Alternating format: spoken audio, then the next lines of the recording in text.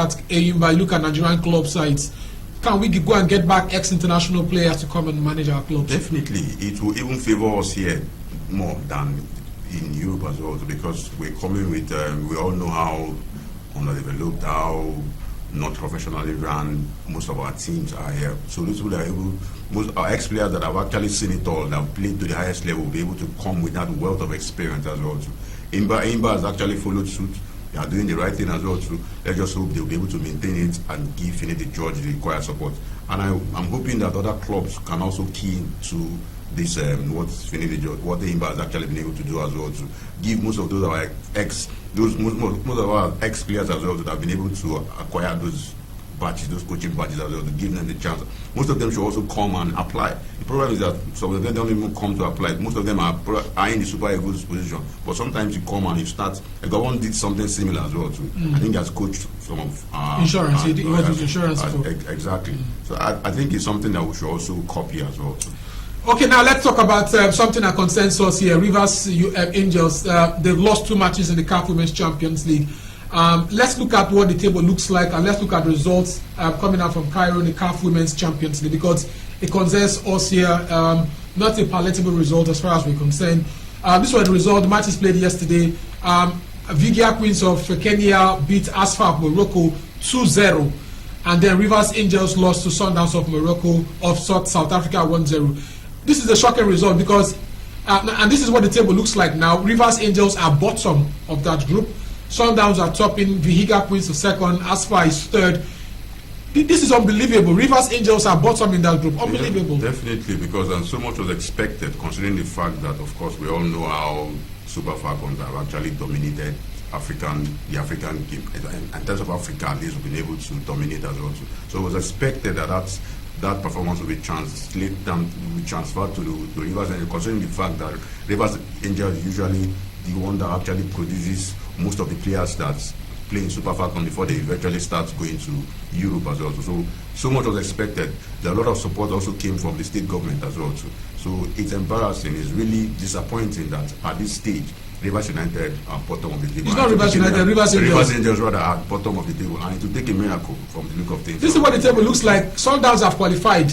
Yeah, we have to now start depending on calculators as well. This is what we understand. This is a situation we didn't want to find. Rivers Angels have to beat Vihiga Queens and now hope that Sundowns beat Asfa as well, and beat them with a lot of goals, because they've also considered a lot of goals. They considered 3 goals against the Moroccan side, and they considered a goal against Sundowns. So they will have to pray and hope that Sundowns are able to beat them with the highest scoreline, and they also have to beat the team they are playing against with the high score. So it's a Herculean task for them as well. Let's look at the match and the only goal of that match, because at least we can learn 1 or 2 mistakes from that match.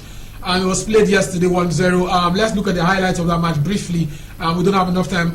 Rivers Angels and the Sundowns of South Africa. If we have that clip, let's just briefly look at the match. We were quite sorry we couldn't get a full match, but this is what we have.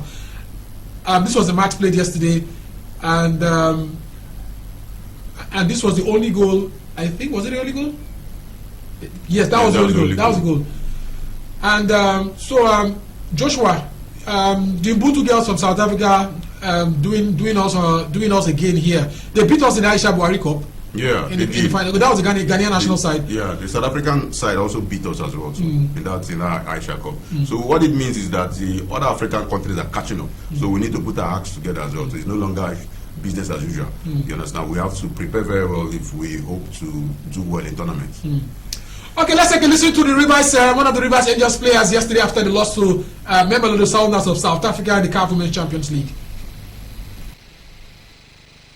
Yes, we played all we could, but we're not able to get a goal today. And this is our second match. We've lost 2 matches, which is not good for us. So I'm not happy about the loss. I was hoping to win today's game because the group was open. So I was hoping to win today's game so that I would know the next step, but we just lost the game. We did well, but the goal did not come. From the last game to this one, I think we did better in this game than the last one because we just came in a day before the match, so could not play due to fatigue, tiredness. But today's game was different. We played so very well, just that we could not convert our chances. We can't afford to just come to this tournament without winning any match. So hopefully we just have to win our next game. So we won't be as if we just came to this place to just donate points. So we have to win our next match. Thank you. Thank you.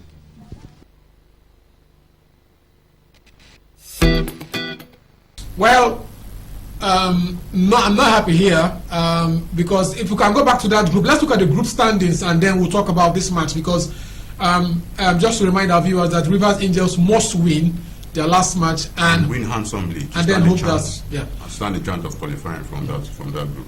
Let's look at the caption of let's look at the table and then we'll talk about that match because there are lots of talking points. Sundowns are topping that table; they are already through.